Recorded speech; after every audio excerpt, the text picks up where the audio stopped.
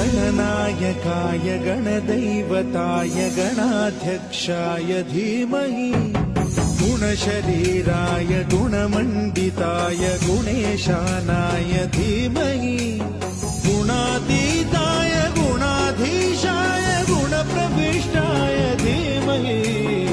एकदन्ताय वक्रतुण्डाय गौरीतनयाय धीमहि